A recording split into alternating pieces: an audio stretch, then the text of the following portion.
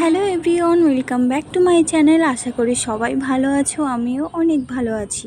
আমার চ্যানেলে তোমাদের সকলকে ওয়েলকাম। আজকের সারাদিনটা কিভাবে কাটালাম সেটাই তোমাদের সাথে শেয়ার করব। তো সবার প্রথমে আমার সোনা মাম্মা উঠে গেছে, তার জন্য খাবার রেডি করে নিলাম।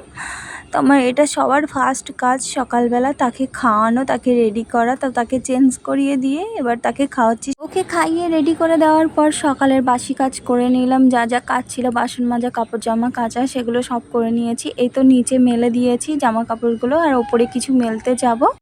বাদ বাকি জামা কাপড়গুলো এবার ওপরে মেলে দিচ্ছি। অল্প কিছু ছিল সেগুলোকে মেলে দিলাম। তোমাদের একটা জিনিস দেখাবো, যেটা আমার ঘর। আমি তো এখন থাকি নিচে, কারণ আমার বেবি হয়েছিল বলে আমি নিচে ছিলাম। এটা আমার ঘর, আর এ ঘরে যে সমস্ত ফার্নিচারগুলো ছিল সেগুলো সবই আমার ছিল, আমার বাপের বাড়ি থেকে দিয়েছিল। তো এ ঘরে এখনও প্লাস্টার হয়নি বলে আমরা থাকি না।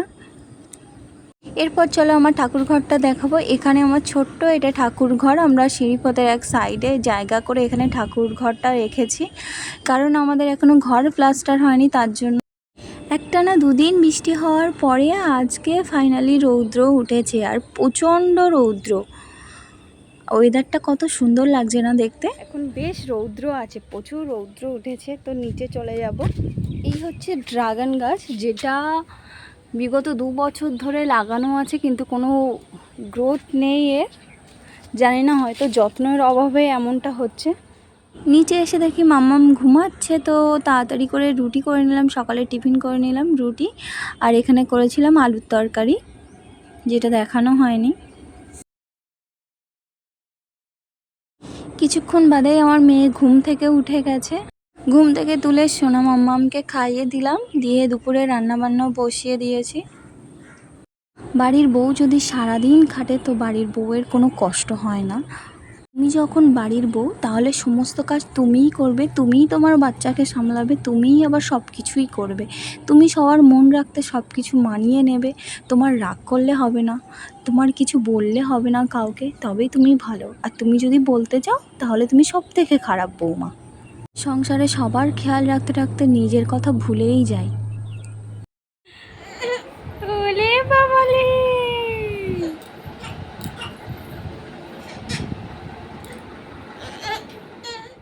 তারপর নিলাম চান করে এবার করব লাঞ্চ। দুপুরের এই যে আলু মাখা, কাঁকরোল ভাজা আর কচু দিয়ে মাছ।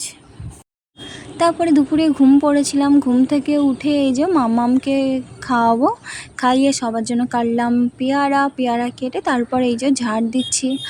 আমাদের মেয়েদের কাজ কখনো শেষ হয় না। সকাল থেকে সারা দিনটা খাটলেও যেন বাড়ির সবার কম পড়ে যায়। ওদের জন্য যদি জীবনও দিয়ে দাও, তাও ওদের কম পড়ে যাবে। কাজবাজ করার পর নিজেকে ক্লান্ত লাগছে। নাও আবার লেগে পড়লাম কাজে। এবার মেয়ের যেসব জিনিসপত্রগুলো ছিল, ও যাতে দুধ খায়, জল খায়, সেইগুলোকে খুব ভালো করে সেট করে নিচ্ছি, কারণ বোতলগুলো খুব ভালো করে আমি ক্লিন করে নিয়ে জলে ফুটিয়ে নিই। এবার মেয়ের জামা কাপড়গুলো সব গোছাবো, সব এলোমেলো হয়ে আছে, তো খুব ভালো করে সবগুলোকে গুছিয়ে নেব। দেখো, এগুলো কিন্তু এক্সট্রার কাজ, এগুলোও আমার সংসারের কাজের ভেতরে এগুলো করতে হয়। কেউ কেউ ভাবে যে এগুলো কোনো কাজের মধ্যেই পড়ে না। শুধু রান্না খাওয়াই শেষ নয়, সব কিছু ক্যামেরার সামনে করা যায় না, তার পিছনে আরও অনেক কাজ থাকে, যেগুলো প্রতিটা মেয়ে জানে, আর একজন বাচ্চার মাই জানে যে একটা বাচ্চার পেছনে সারাদিন কতটা কাজ থাকে। সেটা সবাই জানে না, সবাই বোঝেও না। আমাদের এই কথা শুনে কেউ কেউ বলে যে আমরা কি বাচ্চা মানুষ করিনি, আমাদের কি বাচ্চা হয়নি, বাচ্চা শুধু একা কি তোমার হয়েছে? তো তার কোনো জবাব নেই আমার কাছে, সত্যিই নেই। আচ্ছা, বাচ্চার যদি শরীর খারাপ হয়, তাহলে তার সমস্ত দোষটা তার মায়ের উপর দেয়, যে তোমার জন্য হয়েছে, তোমার কারণে হয়েছে। সত্যিই কি তাই? একটা মা কখনো চায় যে তার বাচ্চা অসুস্থ হোক তার কারণে? 10 মাস যখন তাকে পেটে রাখতে পেরেছি, তো তাকে কোলে পিঠে করে ঠিক মানুষ করে নিতে পারবো, তো কেউ অকারণে এইভাবে বলবে না। সত্যিই ভীষণ খারাপ লাগে। এটা আমার রোজ দিনের কাজ, কোনো দিনও ফাঁকা যায় না, এটা করতেই হয়। হয়তো একদিন করতে হবে না, আমার মাম্মাম বড় হয়ে যাবে, তখন নিজের জিনিস নিজেই গুছিয়ে নিতে পারবে। দাদাভাই গেছে বাজারে, তো বাজার থেকে এনে দিল ডাইপার আর এই যে টিস্যু। এগুলো শেষ হয়ে গেছিলো, তাই এনেছিল। ডাইপারটা এত সুন্দর, এত সুন্দর, আমার তো এর গন্ধটা দারুণ লাগে। তারপর এই যে মামামকে খাইয়ে নিয়ে ছাদে চলে এসেছিলাম, আর এখানে প্রচণ্ড গরম, বিকালে একটুও হাওয়া ছিল না। শাশুড়ি মা সোনাকে নিয়ে একটু ঘুরছিল। আজকে প্রচণ্ড গরম, তো ছাদে চলে এলাম। বাইরে যেহেতু জল জমে গেছে, আমাদের এখানটা দেখো এখনো পর্যন্ত জল নামেনি, প্রচণ্ড জল হয়ে গেছিলো। তখন তো দেখিয়েছিলাম আগের ভিডিওতে, আমাদের ঘরেও জল ঢুকে গেছিলো। তো ঘর থেকে জলটা নেমে যাওয়ার পরও কিন্তু এখনও রাস্তা থেকে জল নামেনি। যেটা তোমাদের দেখাচ্ছি, এই সাইডটা দেখো কতটা করে এখনও জল আছে, এখনও হাঁটুর উপরে জল আছে। এই সমস্ত বাড়িগুলোর মানুষরা এখনও বাড়িতে আসেনি, তারা বাড়ি ছেড়ে চলে গেছিলো, এখনও আসেনি। এই দেখো মেঘলা মেঘলাও আছে, আবার হয়তো বৃষ্টি হতে পারে। তো সন্ধে হয়ে গেছে, চলো ছাদ থেকে তোমাদের ঘুরিয়ে আনি।